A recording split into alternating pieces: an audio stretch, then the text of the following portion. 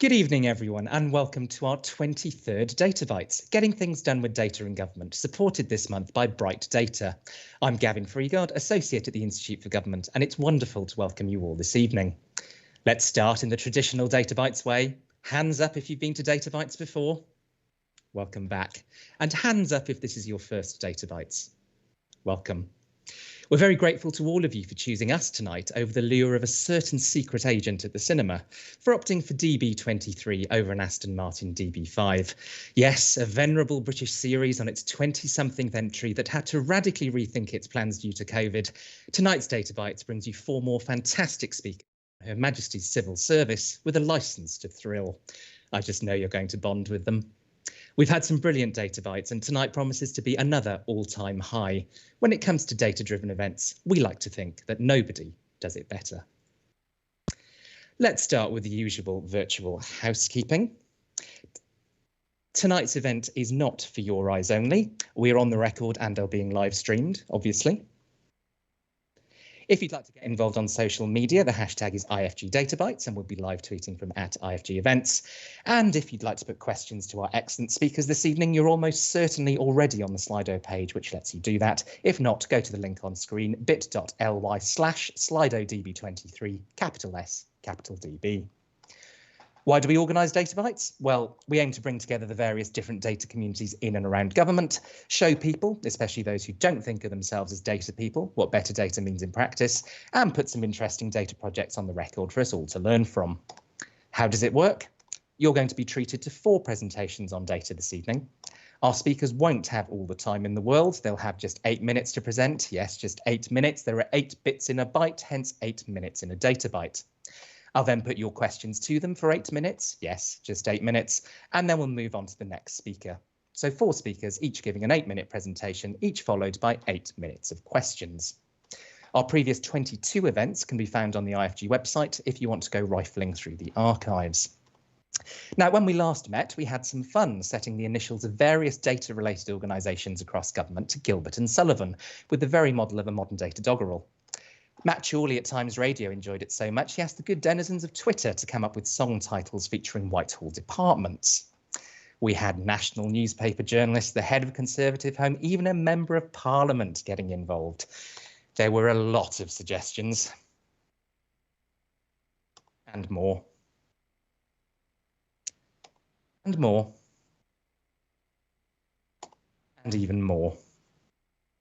So this month I thought I'd do another song, all about the ministers at the Department for Digital, Culture, Media and Sport and the Cabinet Office with responsibility for data and digital who stayed in place during last month's ministerial reshuffle. So here it is.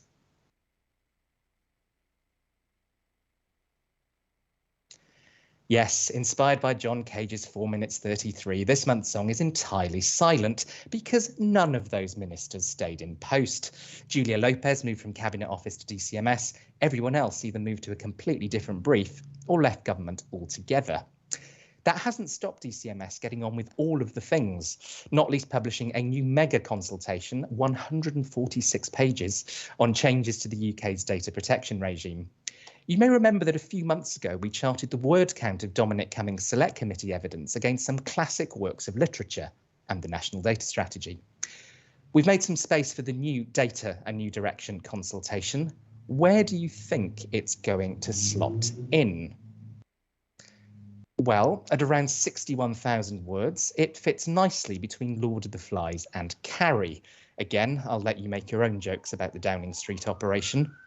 It's almost half the length of another topical work of literature, The Four Streets, the first novel by new Secretary of State for Digital, Culture, Media and Sport, Nadine Dorries. Her promotion was one of the big stories of this reshuffle. As ever, the IFG charted the moves as they happened. 18 of the cabinet stayed in post. 4 left cabinet, 3 of them leaving government altogether, including Gavin Williamson. Finally, an end to taking all those Gavin must go headlines personally. 5 cabinet ministers moved and 7 ministers joined. But the most important story, the biggest controversy of the reshuffle, was the abolition of the government department with the best abbreviation, the Ministry of Housing, Communities and Local Government. Mahoka logo no more. That's an abbreviation we helped popularise. It even made it into Hansard, even if it did make the department sound like a Mexican nightclub, according to the minister. #impact. The big question now is how to pronounce its successor, the Department for Levelling Up Housing and Communities. One of my Whitehall sources tells me that Luke is catching on. Not sure that has the force, really. There's Dluck, as in good luck with that, which if you say over and over, Dluck, Dluck, Dluck, Dluck, Dluck, does sound like water going down a drain. The same sinking feeling you might get as the think tanker trying to define levelling up, or a homeowner waiting for the department's ministers to sort out the cladding scandal. Or we could call it deluxe. Now, a surprising amount of the levelling up discussion at Tory party conference is focused on a new group of target voters, Lidl Tories. And it just so happens that Lidl's luxury range is called Deluxe. Coincidence? Well, yeah, I think it probably is, actually. I'm not sure the government would deliberately draw attention to anything supermarket related at the moment, when their former senior advisor refers to the Prime Minister as a shopping trolley, and we're all keeping an eye on how full those shelves are. Other supply chains may be struggling, but our supply chain of terrific DataByte speakers continues. First up tonight is Or Lenchner, CEO of this evening's sponsors, Bright Data, on lessons learned from how the commercial world draws insight from online public data. Next up will be Andrew Engele, Deputy Director at the newly minted UK Health Security Agency, on the challenges of developing novel data sources in the context of the pandemic response. We heard about the publication of the National Data Strategy at DataBytes 13 back in September 2020. Tonight we'll hear from Bethan Charnley, Head of National Data Strategy Implementation at DCMS, on monitoring and evaluating the NDS. And our final speaker this evening will be Patrick Royce, Energy Engineer at the Department for Business, Energy and Industrial Strategy, on the My 2050 calculator for exploring pathways to net zero. Patrick will be our 99th different speaker at DataBytes. If you're already sad about the prospect of a few weeks without DataBytes, I hope you'll find a quantum of solace in the fact we'll be back next month. Remember, Wednesday the 3rd of November. And our last DataBytes of 2021 will be on Wednesday the 1st of December. We're only able to keep DataBytes going thanks to the kind support of our sponsors. We are very grateful to Bright Data for sponsoring us again tonight. They previously sponsored DataBytes 17 back in March when they were still called Luminati. So a big thank you again to them. If you'd like to follow in Bright Data's generous footsteps and sponsor a DataBytes, you can email my colleague Pritesh. If you'd like to follow in the footsteps of tonight's speakers or know someone who should, you can email me. As ever, we'll be having virtual drinks after tonight's event. We'll put the details back up again at the end, but the link is bit.ly/db23drinks, capital DB, and the password is ifgdb23 with a small f. So it's nearly time for our first speaker this evening for his second DataBytes appearance. We've never had someone appear 3 times at DataBytes. Clearly, a DataBytes presentation is something you only give twice. Between that and the Prime Minister's conference speech, there've been more than enough bad attempts at jokes today. So, Or, over to you. Thank you for having me at the DataBytes event once again, Gavin. I'm thrilled to be here and as always enjoy Gavin's opening. It's getting better and better. My name is Or Lenchner and I'm the CEO of Bright Data. Before I dive into the possibly endless topic of insights from the commercial world, let me start with a small intro into the world's biggest, most extensive database, which is the internet. Here's a quick 60-second glimpse into our data generating existence. With 4.6 billion people connected to the internet, meaning 60% of the world's population, it is no wonder that we are dealing with such a data obesity reality. 2 million video views on YouTube, 5,000 TikTok video downloads. These are unimaginable numbers, and all of this happens in 1 single minute. Think what will happen in 8 minutes. Generating mostly public data from all of this. With such numbers, it is easy to understand that the value that web data creates is simply reflecting our true real time, if not our near live reality. So who are we and why does the world need to collect web data at all? The answer is simple. The internet may be the largest database that the humankind have ever known, but it's definitely not a transparent one. Before I touch on this, let's talk Bright Data. We are probably the largest industry-leading web data collection platform. We make public web data accessible to all, the big and the small organizations. We serve thousands of customers, including Fortune 500 firms, from a variety of sectors such as e-commerce, finance, including banks, security, and even advertising. We have also established the Bright Initiative, which is a separate organization that uses web data to make a positive impact on the world.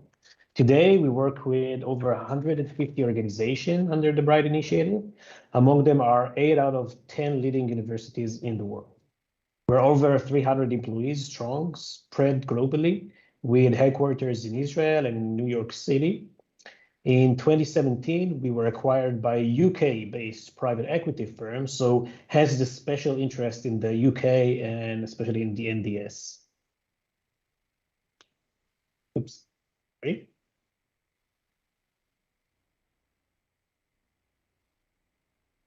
Yeah. Just to give a quick glimpse into the Bright Initiative, here are some of the organizations we work with. Sorry about that once again. Among them, we're very proud to be part of the NDS forum that Bethan will no doubt talk more about later. Other partners include the UN, Princeton University, Oxford, and many more. Here are some of the use cases, such as Medicine, an American startup that promotes diversity within the workforce, or HTI Labs, which fights against human and sex trafficking. So if you need public web data to promote a valid cause, feel free to contact us. As I said before, the internet is not transparent, and to make public web data accessible to all, you need technology like Bright Data's. I like to use a highway analogy to illustrate this point. When you drive on a highway and see a billboard, if you want your own billboard to stand out in the crowd, you simply need to pay more and get a bigger billboard, right? In the world of the internet, that rationale does not work. This is because we all see a tailored internet reality. There's no one single billboard that stands out at any one time. There are many at the same time. We all see different realities based on our location, our device, and our preferences. And yes, this is why you need companies like ours. In the commercial world, public web data comes into play in many ways. Whether it's to check your competitors' pricing, for market research, for product development and innovation, to get more background about a company you want to invest in, or even for closing huge sports deals worth millions. Many different kinds of companies all rely on public web data. It's important to state that it is estimated by Statista that around 65% of data generated on the web is public, okay? Contrary to some common myths. Now, many of the businesses using web data today use it for non-business related needs. For example, there's a growing need for ESG data, environmental, social, and governance. In a recent survey we conducted with the leading firm Vance & Byrne, we were surprised to see that over half of the financial firms surveyed said that they would change business decisions based on ESG data. And a staggering 95% said that they check for ESG performance metrics before partnering with a vendor. The most popular data set are environmental or diversity related. When the need for data massively grows, so does the need for the automated tools to support it. Public web data collection alongside customer service are the most popular use cases supported by bots. Bots are an advanced technology tool that are possibly the most misunderstood. They simply automate our actions and make us more efficient. In another survey we conducted last month that discussed bots and the need for regulation, almost half of those surveyed in very senior roles said that they have internal guidelines for operating bots. Equal numbers said that they want greater and more extensive bot regulation. And almost all, 95%, said that they plan to increase the use of bots within their organization. We need to pay attention to this. Bots traffic, as of other technology tools used for retrieving data, they need to be regulated as the demand for data grows. We need to make sure that there is a working framework that supports it. To summarize, there are many insights we can draw from the commercial world that can be very helpful to the public sector. First, data clearly addresses the most pivotal needs of our time. Second, transparency needs to be at the heart of building any data-driven economy. The public demands it. Three, tools and mechanisms should be built to swift through the data obesity world we face and enhance transparency. This means control over the public's PII. And four, and lastly, all organizations should commit to responsible conduct and driving guidelines to address different data methods and processes. Thank you very much. I tried to address all the angles in just 8 minutes.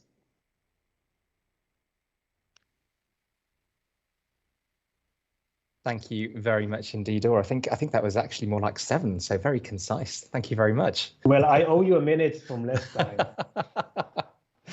Excellent. Just a reminder, if you'd like to put your questions to Or, you can do so using Slido, which you're probably watching this on already. Otherwise, you can go to bit.ly/SlidoDB23. Now, we do have one question, which is following my lead. What's the worst James Bond pun you can think of relating to your work?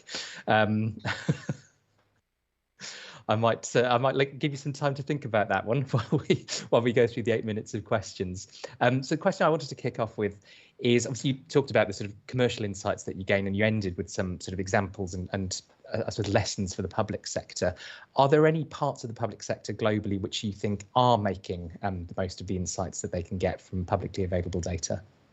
No, but we see a lot of motivation. No, I'm kidding. So we see that there's a growing need and understanding that public data can be used for pretty much anything. So just like what we've seen a few years ago, starting in the commercial world, we now see happening in some governments, especially in the UK. I have to say, I know that because we're very much involved. So it's very promising, a promising trend, the understanding, and also the willing to learn from the commercial world, because you don't need to reinvent the wheel or to reinvent the methods for collecting data and how to use data, or even, you don't really need to think what data can do for you. You have almost every single commercial company in the world utilizing collecting web data for their own reasons. In many cases, the same data can also serve the governments, regulators, policymakers, and so on. So there's definitely a trend going on. Excellent. I think we may have had a slight camera issue, but hopefully we'll all be able to see you again. Oh, fantastic. You mentioned a few times the sort of national data strategy here in the UK and the fact that you've been engaging with the National Data Strategy Forum. Where do you think the National Data Strategy will take this sort of work? Because it does talk quite a lot about sort of working across different sectors. Yeah, I'm actually very positive about that. And again, just from what we see and the huge motivation that we see around what's happening with the NDS. So if it's the roundtables that we participate and the advice that we give, and even if we're being proactive, it's great. But we also feel that they're coming to us and to the industry, not just us, asking for feedback, which is really amazing to see. For example, we're here, the headquarters in Israel. I don't see it here happening. So you can see that there's someone pushing it very hard with real intentions to making it happen. And I believe that the plans will fulfill and it will happen. Even the timelines are pretty solid and things are happening. Excellent, thank you. A lot of people will think that just because data is available in public, it's sort of there to be used and there won't be any concerns about sort of using it. But what do you think the sort of ethical considerations might be in using data that's already public? Yeah, so that's a great question, and we get that a lot. First of all, there's a lot of confusion just by saying the word data. So everyone, all of the listeners, I'm sure, the first thing that they think when they hear the word data is private personal data. This is what we were educated for with the GDPR and with all of the regulation, which is a great thing, by the way. I think it's a great framework to work with. But as I showed in one of the slides, the majority of web data has nothing to do with your personal information. We're talking about prices of products, for example. Videos, not your videos, just videos, images, news, blogs. This is over almost 70% of the web data, and we're talking about 50 zettabytes of data. That's 50 with 21 zeros afterwards, and it's growing every day. It's going to be 250 in a few years. So first of all, we're not talking about private data, at least not in bright data. However, it is a consideration, especially when you involve the word ethics in it. So there are a few levels of ethics or ethical consideration when you collect data. The first one, yes, it's the private data.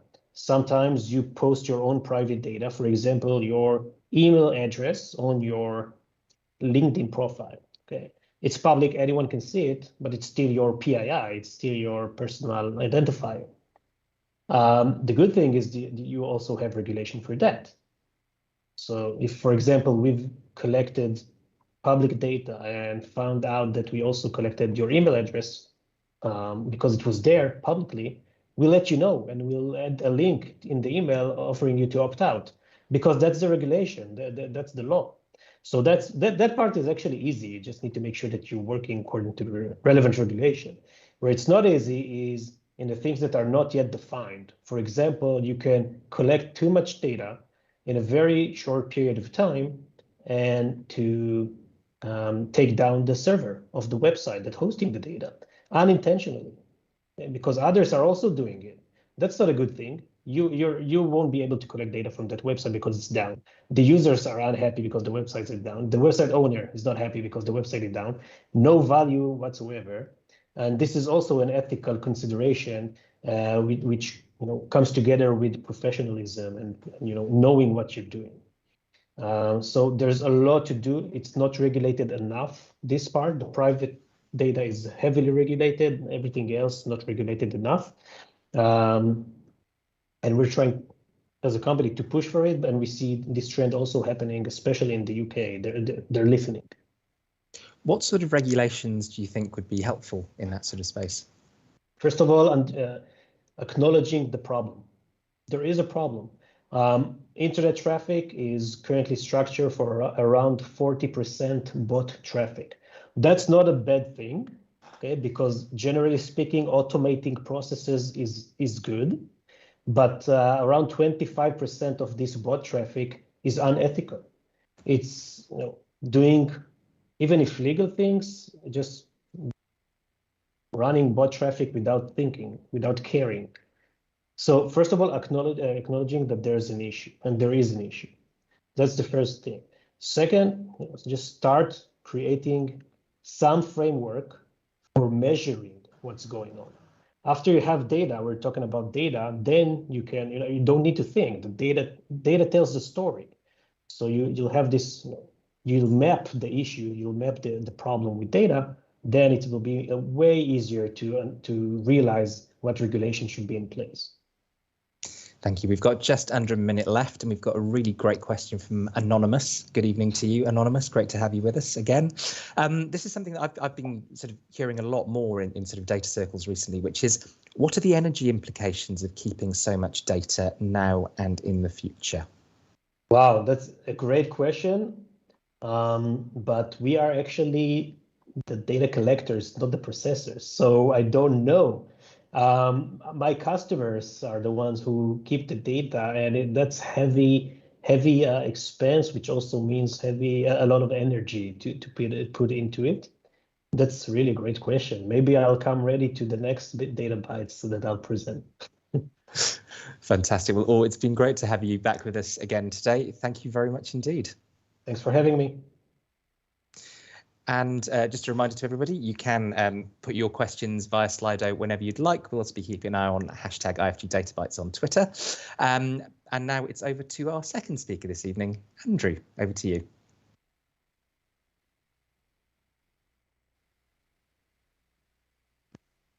Yes, thank you, Gavin. And I just want to say thank you to the man with the golden pun, Gavin, for the introduction and the invitation to present a Data Bytes. So I'm Andrew Engele. I'm the Deputy Director of the Environmental Monitoring for Health Protection Program, aka Wastewater Monitoring, aka the POO Crew.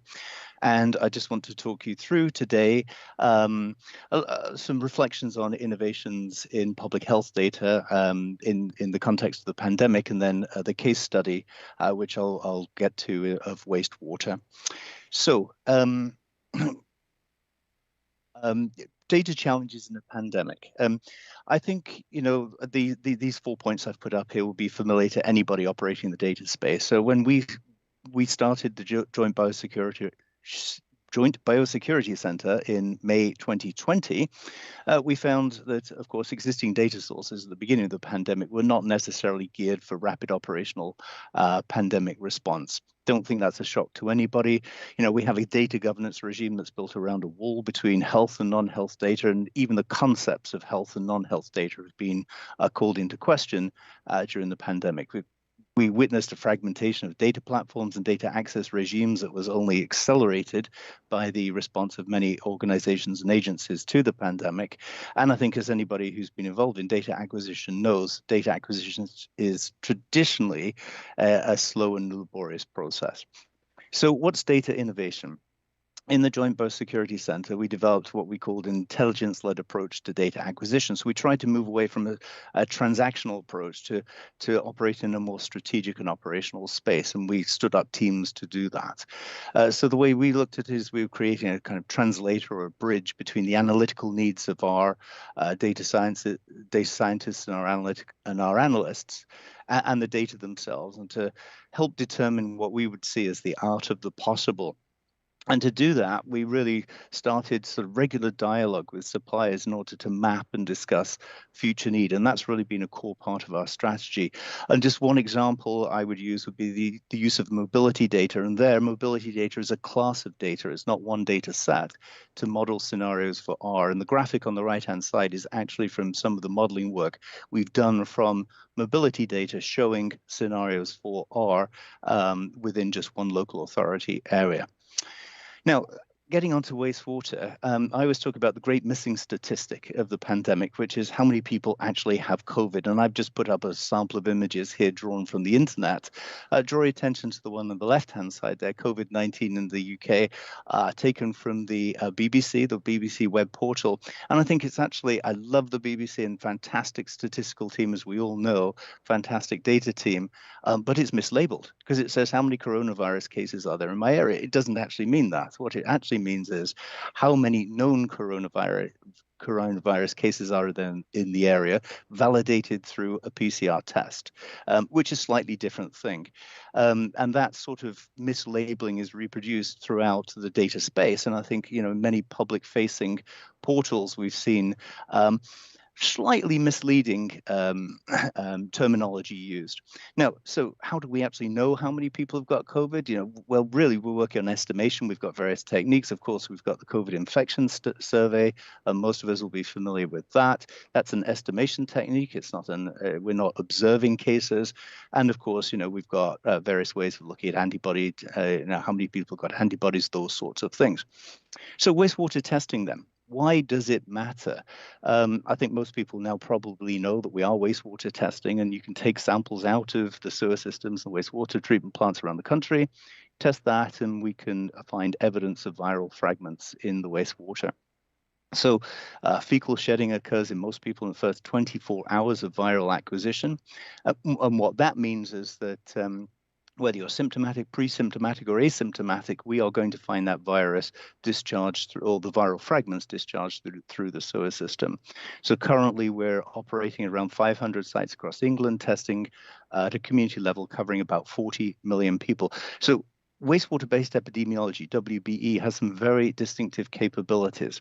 It's low cost, it's non-invasive, and crucially, it obviates community testing bias. So the kind of biases that we find in surveys or other testing methods, and even actually in on-the-ground clinical testing, are obviated in the case of wastewater testing. As I've mentioned, we detect asymptomatic and pre-symptomatic cases, and so we began to look at this as a potential unbiased estimator of overall prevalence.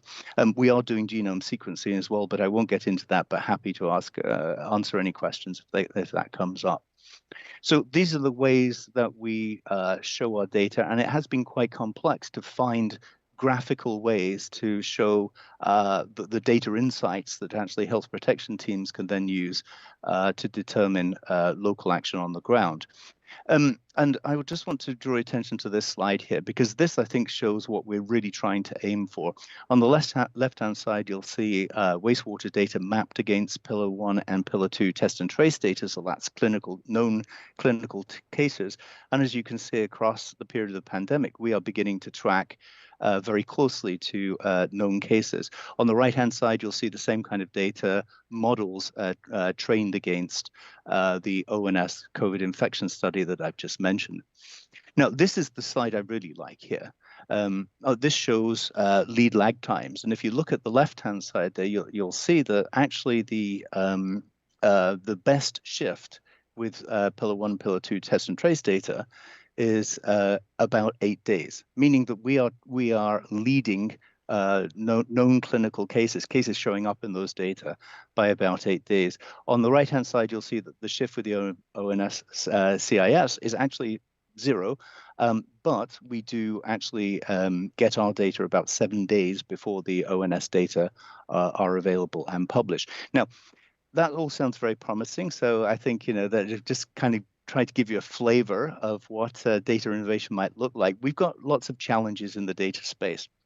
Number one challenge we've got is sort of reliability built around level of detection.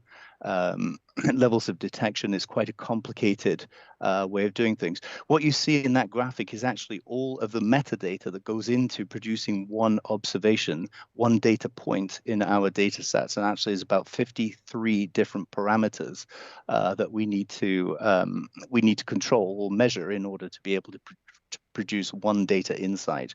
We've got issues with levels of quantification. So how much of the virus needs to be in the sewer system before we can actually pick it up. Just to give you a flavor there, we can pick up currently about, if there's one case in about 20,000 people, we can actually pick that up in the sewer system. And of course, data privacy, and I'd be very happy to answer questions on that. Completely novel data source. The legal position is that this is not disclosive data. I will talk about why that's the case if there are any questions on that. But that doesn't mean to say there aren't major ethical considerations. So I'll leave it there and happy to answer any questions. Thank you very much indeed, Andrew. My colleagues will know I've often had cause to complain in 4-letter terms about the quality of data coming out of government, but you've definitely put a different spin on that phrase tonight, I think. Just a reminder, you can put all of your questions to Andrew using Slido, slidodb20bit.ly slidodb23 if you're not already on the page. We've already got a question from Simon Rogers. It's a specific one, but I think it also opens up a sort of more general one. Simon says, you've hinted heavily that you're working in conjunction with Modern Water, a company, by offering real-time monitoring. Are you able to confirm this is the case? And I suppose the general question is, how have you been working with sort of partners in the private and public sector? Yeah, I can't talk specifically about which industry partners we're working with, but I can confirm that obviously we're working with, it is a regulated industry, and obviously we work very closely with the water companies. We are doing a lot of work in the technology space, and one of our ambitions is to stand up real-time detection technology. That's only in prototype form right now. We've got some very promising prototypes. Again, I can't get too deeply into that. I think you'll all understand that. But we do believe that there's the potential for really a world-leading tech sector here. And our ambition is to bring what I think is, everybody can agree, a 19th century Victorian sewer system into the 21st century, and to have a smart, networked, automated and real-time detection system that spans that sewer system. Excellent, thank you. So many questions I want to put to you. I don't know where to start. You mentioned sort of in passing the sort of ethics of all of this. I wondered if you could say a little bit more about the sort of ethics of using this sort of data. Yeah, great question. We have done a lot of work around this. So we actually have had a public consultation. We talked to 100 citizens in a convened citizen panel. And we've got really positive outcome from that. Once people begin to understand what we actually do, we receive very, very high levels of approval. And in fact, sort of people say, well, yeah, this looks like a no-brainer. Why shouldn't we? There's no reason why we shouldn't be doing this. And let me quickly explain. I said it's not personal data, and we talk about poo, but poo is the vehicle by which the RNA fragments get into the sewer system. Actually, we look at nothing human. So that poo dissolves, and if we do find any DNA in our samples, we discard that DNA. We look at viral RNA fragments. And so in the most literal sense, we look at the virus and not the human beings who are actually depositing that virus. And so in that sense, in the purest sense, it is not personal data. Now, of course, then how close do we get to source? That's really the question that people want to know. It's like, well, that all sounds well and good, but if you know the poo's coming out my house, you probably think it, And the answer to that one is fairly simple. It gets very hard to detect things the closer you get to a very small to a very small number of people. So there is a sort of optimum size of people, but to be frank about it, if you've got a house and you're interested whether people are in that house have the virus, much better to knock on the door and just test them. Fascinating, thank you. We've got a question from Sam at Med Confidential. Evening to you, Sam. The data dissemination register says there were only 18 data projects who got data from the NHS data store, and DHSC has made much of contribution from Palantir. How did those sort of high-profile, expensive platforms help or hinder your work during the pandemic? Great question. Again, I can't really comment on individual data stores or individual data platforms. I think I did mention that one of the initial responses to the pandemic on the part of many organizations was to stand up ad hoc data platforms. I mean, a different conversation, but I think we all recognize that the data infrastructure across government may not have been exactly ready for a rapid pandemic response. And so there have been a lot of challenges once that immediate fragmentation took place in a sort of a big bang almost. Then we had to start finding ways of knitting all of that together, and that's been a very complicated task. So, but I think encouragingly there have been a number of initiatives across government. I think Bethan is just about to talk about the national data strategy, and and will probably give us more insights into that. But I think we all recognise that the pandemic has really uncovered not only all the good things about our data infrastructure, but some of the weaker parts of the data infrastructure. And I'm sure we're going to be spending a lot of time addressing those over the coming months and years. Excellent, thanks. We've got another question from Anonymous. What other diseases is this being considered for? Does there need to be a certain level of infection in the population for it to be detectable this way? Yep, great question. The answer is that we're really excited because beyond COVID, the same detection methods can be used for a wide range of pathogens and respiratory viruses. We can look at things like flu, norovirus, rotavirus, norovirus, so on and so forth. And we think this is there's potential for a real revolution in health protection. And so just to lay out a little bit of what for me is the vision of where we're going with this, the sort of who cares, the so what part of it is, I think we are driving towards a situation where we can provide not just health protection teams, and those are currently our main customers, not just the NHS, which is a customer for us as well, but we can provide, for example, real-time data to the private sector, which, as we know, has had real challenges in resourcing during the pandemic, whatever demic we want to call it. But even more than that, I think we can provide real-time data to people. So if we live in a world where guidance around how to keep yourself, your family, your loved ones safe, we can provide data that backs up that guidance and provides, I think, an evidence base by which individuals can make the decision. So for me, the analogy is the weather forecast, which is probably one of the biggest nudging behavior changes. We don't even think about it, right? And so I think we are driving towards a situation where we can actually provide that sort of data to individuals. And of course to data companies, innovative data companies who can build products that I think will be reaching individuals and citizens over the coming decades. Thanks. We've got just over a minute left. I'll try and squeeze a few more questions in.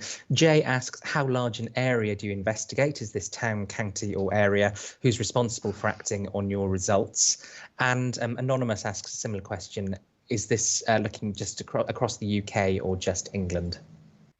Yeah, great question. So our program is England because health is a devolved matter, but we work very closely with our friends at SEPA, Public Health Wales and DERA in Northern Ireland. We're sharing protocols and approaches, and we're looking to build a coordinated UK-wide surveillance sewage system, sewage surveillance system.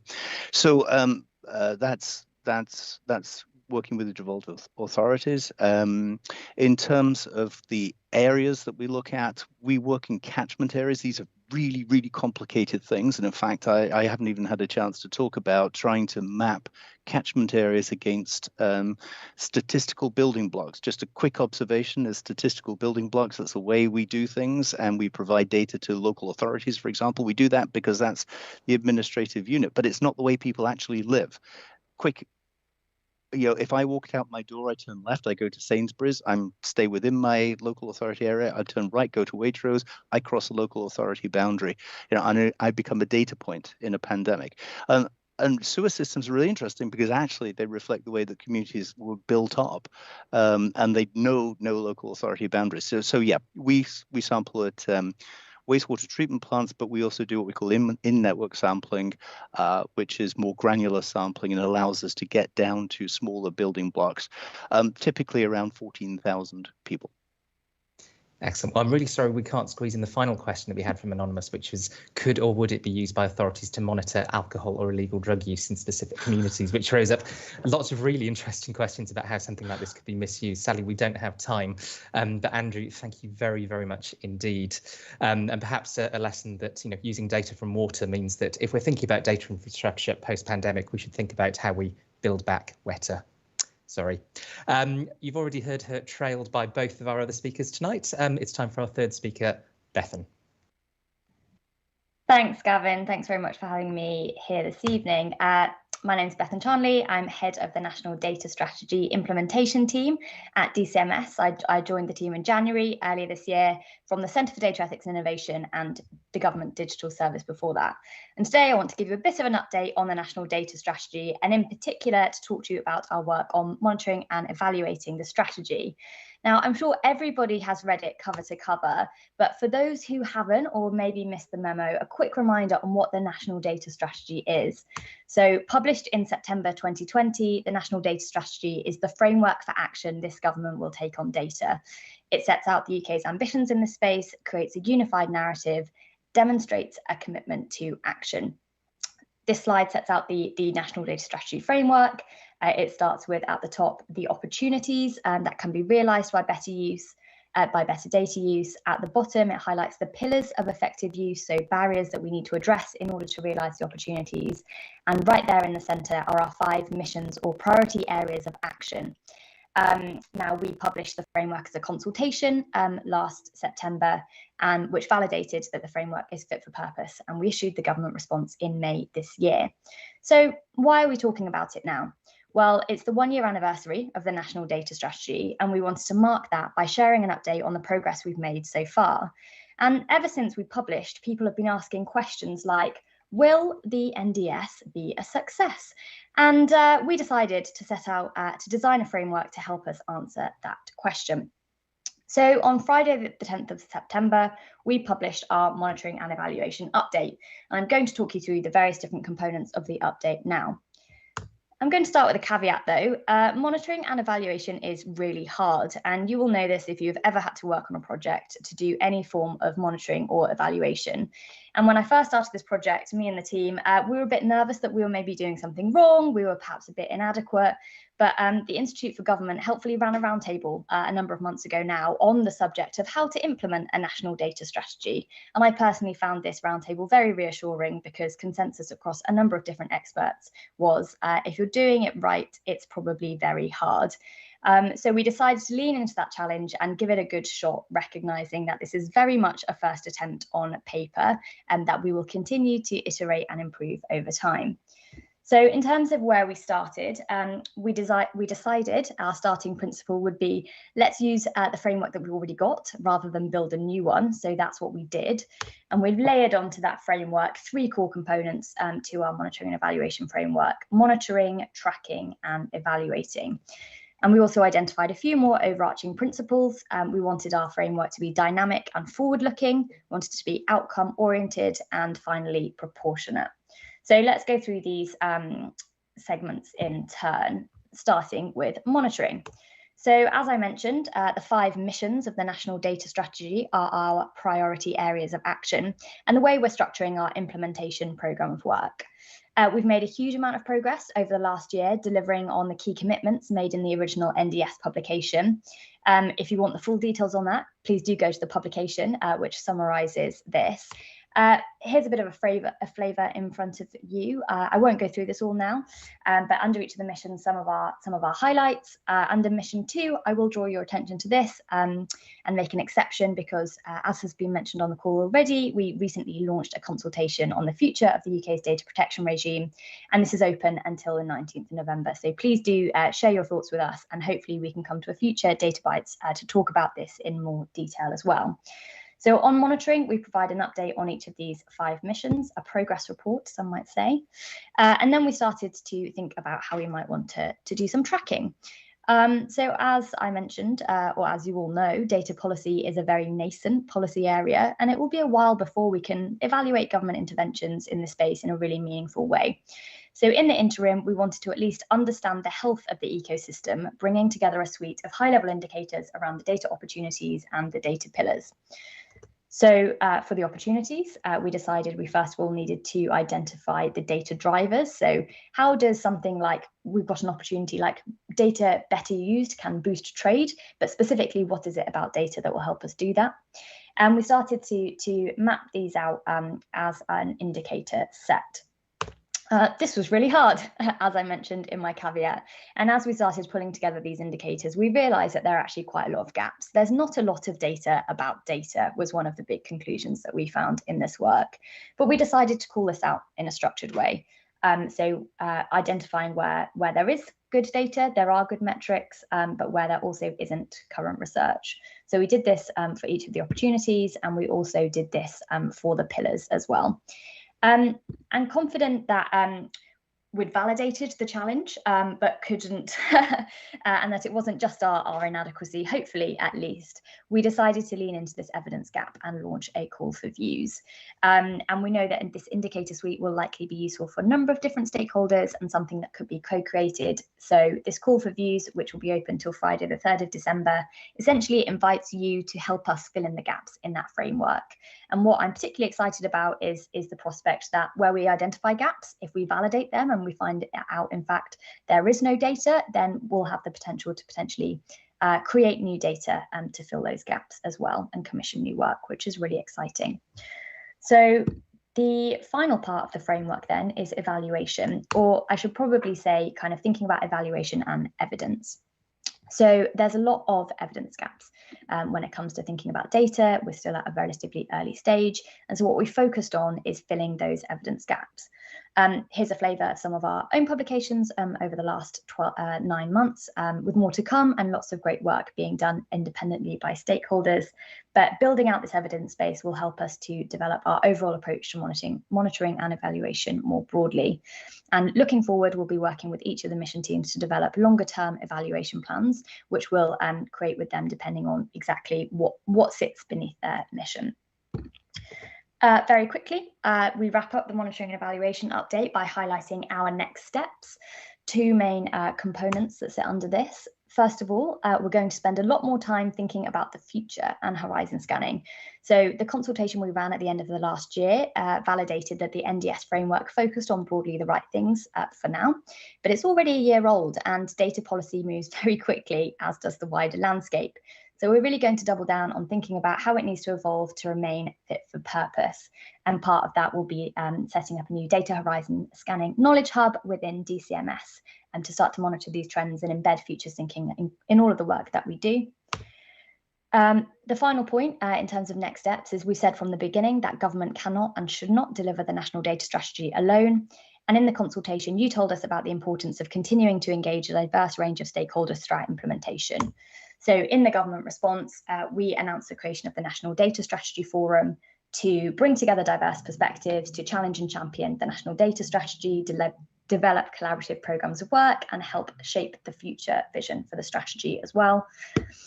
Just in the last couple of weeks, we have announced and published detailed work plans for the NDS Forum over the next couple of months on our 5 priority themes that are set out here. We're really excited to work with stakeholders on these, and there's more information on how to get involved on gov.uk. Please do sign up to our newsletter. Oh, there you go, there's my alarm. Sign up to our newsletter, get involved with the NDS Forum and respond to our live consultations, and really looking forward to continuing the conversation. Thank you very much, Bethan. Almost perfect timing. I think that's the first time we've had somebody's alarm go off. That's brilliant. Just a reminder to everybody, we've got some great questions coming in already, but you can use Slido to put your questions to Bethan. And if you're not already on the Slido page, it's bit.ly/SlidoDB23. So our first question, it's a fun one from Sam from Ed Confidential. The new DCMS data consultation is proposing legalisation of some data processing that the Information Commissioner's Office has previously deemed unlawful. Do you have a favourite data breach that you'd like DCMS to be able to include in a future update? That is a very fun question. Thanks, Sam, for sharing. I'm not sure I personally have a favourite a data breach, but that's certainly one I can take away. I wish I had at the tip of my tongue a James Bond pun that I could tie together with a data breach for this occasion, but leave that with me and I can take it away. Thank you very much. And as Bethan said, we're hoping to hear more from DCMS about that consultation in future Data Bites as well. We've got a question from Anonymous who asks, what would you say are the most successful NDS commitments that have been delivered so far? Oh, that's a really brilliant question. I think there's so much that's going on under the banner of the National Data Strategy, and the work within each of the 5 different missions is so diverse. It would be hard to say kind of one or two things that are really stand out in terms of most successful. You know, I have a few personal favourites that I'm really excited about. It's been brilliant to see so much progress under some of the commitments around algorithmic transparency, for example, and some brilliant public engagement work that's been led between the Central Digital and Data Office and the Centre for Data Ethics and Innovation, going out, doing public engagement on this, user testing. I think that's been really fantastic to see. Also been lots of really exciting stuff happening in the international space in terms of various different G7 commitments around the free flow of data with trust as well, which I think is really exciting to see that work on an international stage as well. So just a couple of examples, but really so much to be proud of across the whole portfolio. Excellent. That mention of public engagement brings us very nicely to the next sort of set of questions. Anonymous asks, could you tell us more about the NDS Forum? It sounds like a fantastic initiative. It would be great to learn how you find participants and manage the whole process. A different Anonymous probably asks, how can we get involved in the forum? And yet another Anonymous says, great progress on this strategy. Is it correct that all governments in the UK have their own data strategies, and is the forum the place where they will be coordinated? So lots of forum questions there. Brilliant. Thanks, Gavin. And really appreciate the enthusiasm for the NDS Forum as well. So the way the forum is structured is we don't have a fixed membership. We are interested in understanding who is interested in getting involved in various different conversations that are happening under the banner of the NDS Forum. So on gov.uk, we've published work plans that sit under each of the 5 priority themes, and they all look slightly different in shape and size depending on what the theme is. So for example, one of the themes is around unlocking the power of data data for everyone everywhere. And that will be a kind of series of regional events which are looking to shine the light on best practice use locally and thinking about how that can be scaled more broadly. Under data reform, we're working with partners across the data ecosystem to convene roundtable discussions on various aspects of the consultation. But there's more information on our landing page for the National Data Strategy Forum on gov.uk, which spells out really clearly how you can get involved. The second part of your question, Gavin, about kind of within the UK, all of the different data strategies exist. We actually have a separate forum for this. We do love a forum in the National Data Strategy team. We coordinate the National Data Strategy Devolved Administration Advisory Forum, where we bring together representatives from each of the devolved nations to coordinate and discuss the implementation of respective data strategies. And that convenes bi-monthly, and our team provides a secretariat for that, and it's provided a really good a vehicle for bringing together conversations and thinking about where we can be doing more to collaborate on common issues as well. Excellent. Well, I've got a report coming out this week with the Open Data Institute, which tries to map all those data institutions, and that one's a new one on me, so I'm going to have to make sure we add it before we publish. We've got about 4 minutes left, so do keep your questions coming to Bethan. Bethan, you mentioned the sort of roundtable that we did a few months back, which at times felt like group therapy for people who'd encountered similar problems when it came to trying to evaluate and monitor data strategies. Are there any examples, other governments, other parts of the public sector, parts of the private sector, or voluntary sector, that you've been learning from, particularly as you've been doing this work? Yeah, thanks, Gavin. It's a good question. I think there is a lot to learn when it comes to monitoring and evaluation and thinking about what good looks like. I think often, though, you can learn as much about what good doesn't look like. And I think by looking out at different examples, it certainly started to shape our thinking, and a couple of examples of that in terms of different models that we worked through and tested with stakeholders and got feedback on. One example would be thinking about setting targets and metrics being very clearly defined. Let's take, for example, skills, getting some challenge around, should we be putting a target on this? However many people we want to have upskilled with a certain skill set. And obviously some strategies have used that approach to measure success. And we actually felt like within the data policy context, that perhaps wasn't the best way to go. We wanted to leave it more open. We wanted to get a better sense of the overall ecosystem rather than honing in on very precise metrics, which wouldn't necessarily tell us much about the actual success of our work or the actual health of the ecosystem. But I think absolutely looking at what others have done to try and understand what would work well in a data policy context and what wouldn't work well in a data policy context is really interesting. And I do think data policy is a bit different. And this was one of the things that we discussed at the roundtable discussion with IFG. Is implementing a data strategy different from implementing any other kind of strategy? And we decided, well, I think there was a bit of mixed consensus, but there were certainly views that actually there is something different about data, because we don't do work on data as a means and end to itself. We're trying to achieve something better. We're trying to realize all of these opportunities to improve kind of outcomes across society and the economy. This is not about achieving something specifically on data, but realizing those wider benefits. And I think that that wider context had to play into our approach as well. So that was quite interesting. Excellent, thank you. We've got just over a minute left. So I'm going to combine a question that's just come in from Sam with one that I was going to ask. Sam asks, what does success look like for all of this? And I suppose my question related to that is, what happens after this consultation closes on 3rd of December? What's next? Thanks, Gavin. So I think a few different things in terms of what success looks like, and we'll be able to build this picture up over time.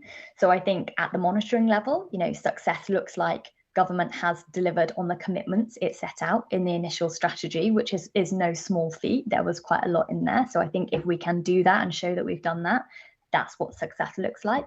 Ideally, we'll add to that as well. I think from a tracking perspective, success will look like are these indicators that we've defined moving in the right direction? Probably, first of all, do we have a full set of indicators that will tell us about the health of the ecosystem? When we have them, are these signals moving in the right direction or a direction that we deem positive? And that's what success will look like. And then ultimately, what we'd obviously love to be able to do is develop detailed evaluation plans for each of the 5 different missions. But that will be more or less appropriate depending on where that mission is in its scoping, in understanding what the government intervention is, etc. But being able to articulate success in that evaluation context as well. To answer the second question, Gavin, in terms of next steps, when the consultation or call for views really closes on the 3rd of December, we'll obviously be working with our analysts internally to have a look at the various different responses, think about how our indicator suite can evolve as a result of the inputs that we've received from stakeholders through that call for views. And we'll hope to be publishing we're not doing a formal consultation response, it's not a consultation, but we'll be looking to put out an update in January, sort of summarising what we've learned through the call for views, what that means for our monitoring and evaluation framework, and then signalling to kind of further updates coming throughout the year. If you'll remember, in our formal government response to the NDS consultation, we said we'd be taking a phased approach to future publications, giving updates on the various different missions as and when it was appropriate, but certainly trying to bring together a bit of a drumbeat around monitoring and evaluation as well. Fantastic. Well, Bethan, we could go on for at least one more slot of 8 minutes, if not more. And I'm sure we'll continue to talk about this over the next few months. But thank you very much indeed for updating us. Thank you. Thanks, Gavin. And apologies to Sam Roberts, who asked a really good question at the end, which was, are there any high potential or nascent areas you've spotted that aren't currently covered by the National Data Strategy that the NDS might expand into? That might be one for next time. Last but certainly not least, it's over to our 4th speaker tonight and our 99th different DataByte speaker across the whole series, Patrick. Good evening, and thank you for the opportunity to speak today. I'm Patrick Royce. I'm an energy engineer at Bayes, and I'll be speaking about the My 2050 calculator for exploring pathways to net zero, for which I was the project manager. And I thought I'd start by giving you a little bit of background context in case you're not that close to energy. The Climate Change Act of 2008 set the first legally binding target for the UK to reduce greenhouse gas emissions. The target was for an 80% reduction in emissions compared with 1990 levels. And in 2010, the 2050 calculator was launched to aid public engagement on emissions reduction. It was an online interactive tool for creating pathways to decarbonisation, and it was the idea of the late Sir David Makai, who was the DEC CSA at the time. And something like 100,000 members of the public engaged with the 2050 calculator. And the concept was adopted by many other countries. But in 2019, the Climate Change Act was amended to set a new target of net zero emissions by 2050. And so Bayes saw a need to develop a new 2050 calculator.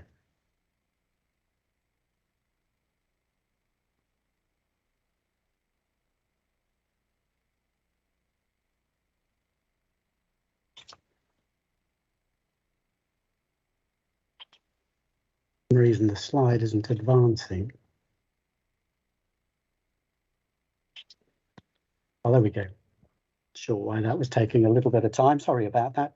The new calculator consists of one energy system model, which can be driven by using one of 2 online interactive tools. The tool on the left is called My 2050, and it's intended to help understanding of net zero and is aimed at the general public and education. And the one on the right, the Makai carbon calculator, is a more detailed tool for energy stakeholders to create pathways to net zero. And it includes a net zero pathway or example pathway, which was referenced in the energy white paper and created by the Energy Systems Catapult. Links to the tool are shown at the bottom, but you can also find the tools by searching My 2050 or Makai carbon calculator. Thought it'd be worth telling you a little bit about the model that sits behind the calculator. A key change from the original calculator is the model is actually demand driven. So the model only supplies enough energy to meet demand that is specified. When there's an imbalance between supply and demand because of the choices made by the user, the model uses a priority order in order to decide which sources of supply to use, but the user can override this priority order. The model was a collaborative effort between BASE and partners. It was subjected to beta testing internally versus government sector models, and it was tested by partner organisations. It uses published data taken from sources such as Duke's and UK Times model, and it has data and assumptions that are referenced within the model, and it's free to download from the gov.uk carbon calculator site in the interests of transparency. So moving on to My 2050 itself, its purpose, as I mentioned, is to help understanding of net zero. My 2050 was launched in December 2020 by the Minister for BASE, the Right Honourable Kwasi Kwarteng, who's now Secretary of State for BASE. And to make it user-friendly, it agglomerates 160 model levers into just 15 user controls or levers. It's got an interactive animation to aid visualization and was designed to be accessible. It invites users to choose the ambition level for decarbonisation for each of those 15 levers, and that ranges from level 1, which is minimal effort to decarbonise, to level 4, which is maximum effort. The definition of these levels of ambition was arrived at through a series of stakeholder workshops, which involved a group of over 100 energy stakeholders. So at the bottom of the slide are links to the My 2050 tool itself, the gov.uk carbon calculator page, and the calculator mailbox, should you be interested. But I now would like to give you a quick demonstration of the tool and how it works.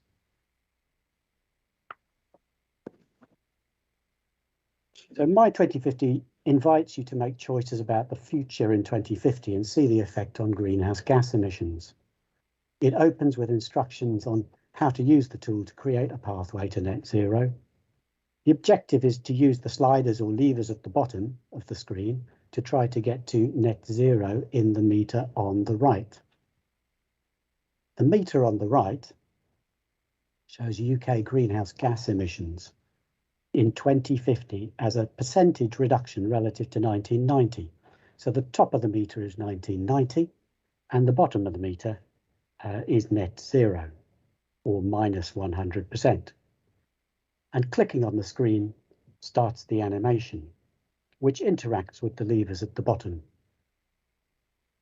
The tool opens with all the levers set to level 1 as default. And level 1 is minimal ambition to decarbonise. And that is actually slightly worse than where we're at now.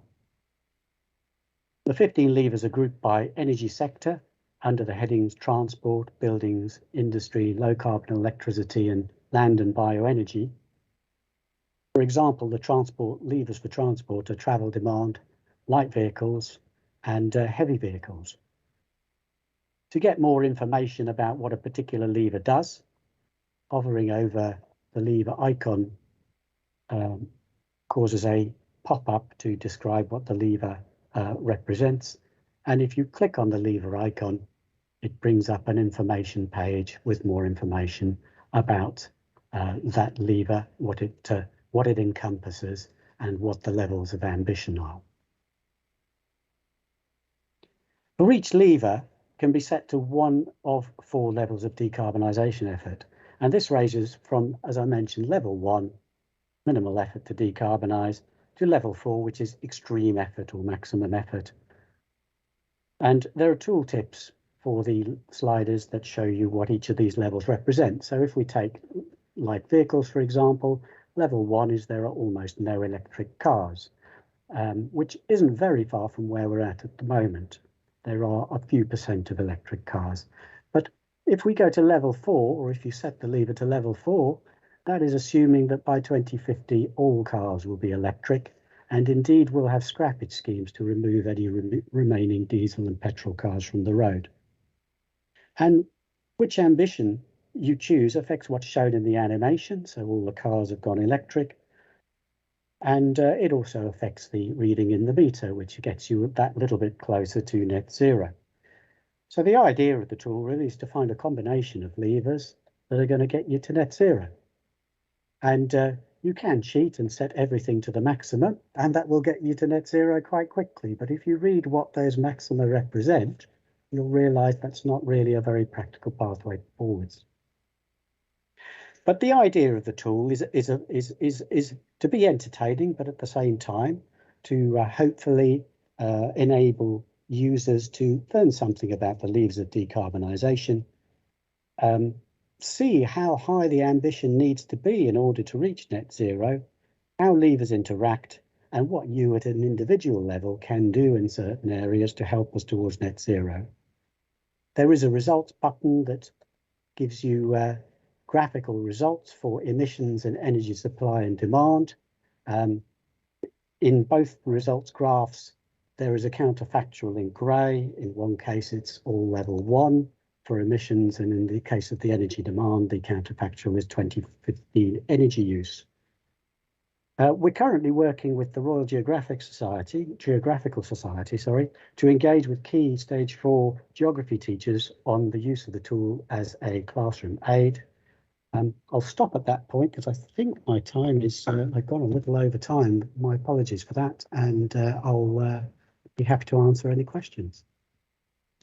Fantastic, Patrick. Thank you very much indeed. Great to have a demo. I think it's been a while since we've had one of those on Data Bytes. And just a reminder to everybody, if you would like me to put your question to Patrick, you can use Slido. And if you're not already on Slido, it's bit.ly/SlidoDB23. Patrick, I want to sort of start where you ended almost, which was you were talking about the importance of making it entertaining. And I think one of the struggles that people working with data often have is how to bring those numbers, those numbers in cells in spreadsheets to life. I wondered if you could say a little bit more about how the user testing that you mentioned sort of played into that, and sort of how you tried different things and worked out what worked for people. Well, to be perfectly honest with the tool, the user testing was fairly limited, and part of the reason was because the tool was based on a concept, or at least an overall concept that had been used in Belgium in schools education, and had also, there had been a lot of schools engagement done through that tool. So the honest answer is that in developing the calculator, we didn't do a lot of schools engagement. I suppose it would probably be fair to say our engagement is happening right now, in fact, through the current teacher engagement that we're doing with the Royal Geographical Society, and also with some schools outreach that we're doing. But, and in due course, this isn't fixed in stone, and in due course, depending on the feedback that comes back from that, there may be further developments we make for the calculator. But I think the point I'm trying to make is that really the concept of the calculator as a vehicle for engagement on pathways to net zero was established through our original 2050 calculator, and the value in an educational setting was established by the evidence that colleagues in Belgium were able to provide us with on a similar design of tool that they'd used, although the tool here obviously has been adapted for the UK situation. Excellent, thank you. Just to follow up on one of those points, you mentioned the sort of Belgian example. Were there any other similar projects, whether on climate, net zero, or something completely different, that you saw across UK government or elsewhere that sort of inspired your work, or was that the main sort of example? For the purposes of my 2050, it was the main example. For the purposes of the calculator itself, the 2050 calculator itself, as I mentioned, there was an original calculator that in concept was launched in 2010. The new calculator we developed was an entirely new model.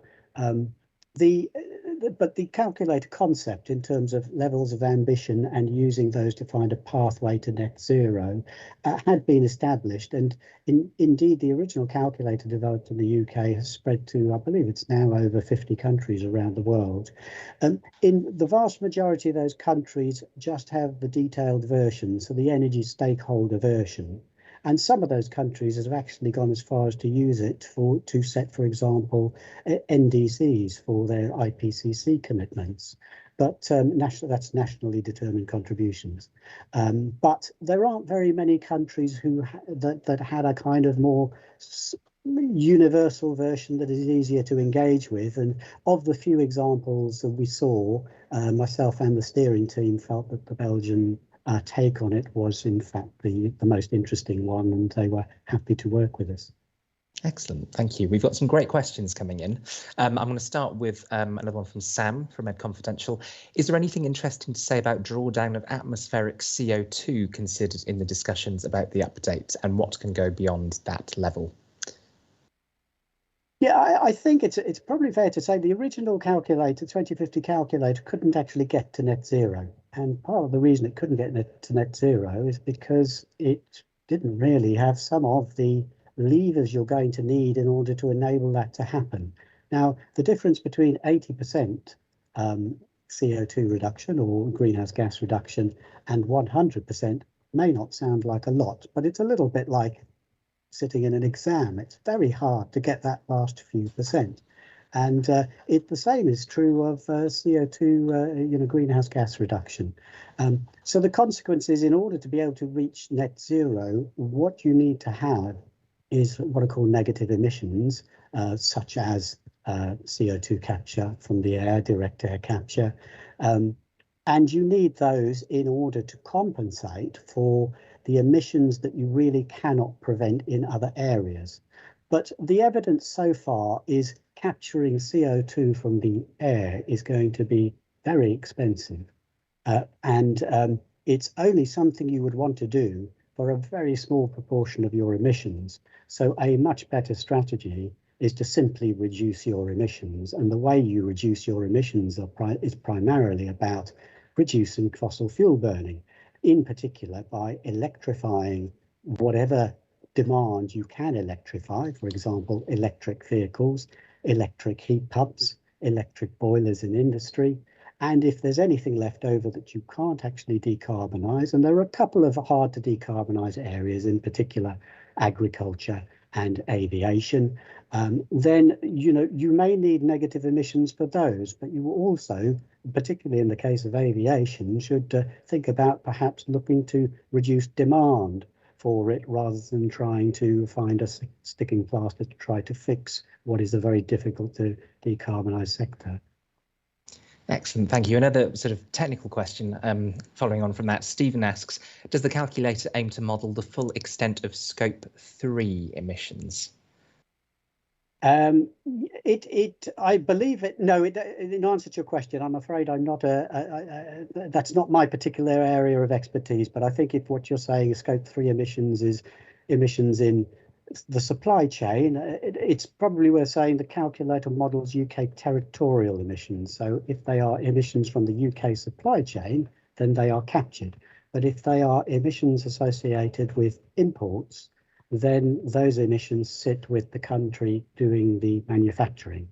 So it is true to say that if you were to look at the UK economy as a whole, we have emissions associated directly, UK territorial emissions, but we also have emissions associated with imports that we make.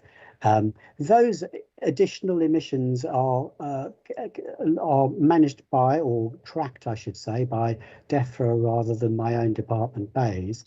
They represent roughly an additional third of emissions, but I mean, certainly they're a factor to be considered. They're not insignificant, and there's quite a lot of work going on in this area. I'm not directly involved in it, but quite a lot of work going on in this area to start trying to understand what emissions are associated with those imports and how we're going to track them. Excellent, thanks. We've got a minute left, so I'm going to squeeze in one final question. We've got two to choose from, which is a shame because they're both extremely good. Jay asks, how do you envisage this being rolled out to the public? They say that schools are obviously a great place to start, but adults are the consumers with most reason to change. Well, that's an interesting take on it. I think there's the original calculator had quite a significant campaign to go with it when it was launched, and I'd have to confess I had hoped there would be a more active campaign associated with our calculator, but that hasn't come about, or at least not to date. And so the focus for the My 2050 tool was I felt primarily around schools, and the reason for that was simply that young people are the ones who are going to inherit the world in 2050. They may not be the ones spending the money right now, but they will be the ones spending the money quite soon.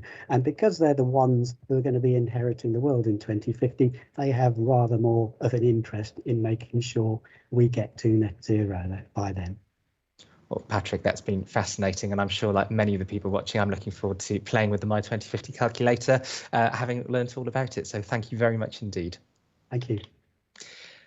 So it's just now time for some final parish notices before I let you go off into the evening. First of all, do join us for virtual drinks. Keep me and the other regulars company.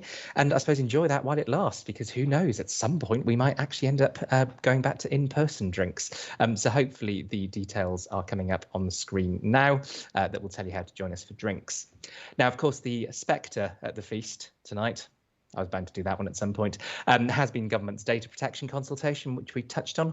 IFG is one of a number of organisations in civil society and elsewhere supporting that process through events. And if you go to the DCMS NDS forum page, which Bethan talked about, that will include some public events as part of that, including from the Ada Lovelace Institute, the Centre for Data Innovation and the Data and Marketing Association. There's also been lots of other data related stuff going on at the Institute for Government. You can catch up on events which include looking at data use during the pandemic and digital government from the Labour Conference and the Conservative Conference on the IFG website. Parliamentary Monitor, one of the IFG's big data reports, was out last month. Performance Tracker, one of the other big ones, will be out in a few weeks' time. Details of the launch event on the IFG website. IFG has also published a report looking at the transparency of different government departments over the last few years, in the last few weeks, so do take a look at that as well. If you've not had enough of Gavins at IFG events this week, we're hosting Gavin Barwell, former Chief of Staff to Theresa May, on Friday. And we'll also be having an event with the outgoing Information Commissioner, Elizabeth Denham, at the end of the month. Do remember that Data Bytes 24, where our first speaker that evening will be our 100th Data Bytes speaker, will be taking place on Wednesday, the 3rd of November. So do join us for that. All that remains then is for me to say 3 very big thank yous. First of all, to all of you for coming along tonight and asking some great questions as ever. To Bright Data for supporting their second Data Bytes event. Thank you to them. And join me in a virtual round of applause for our 4 fantastic speakers this evening. I hope you've enjoyed a real variety of different projects this evening. Hopefully see you at drinks. If not, see you next month. Thank you very much for joining us. Good night.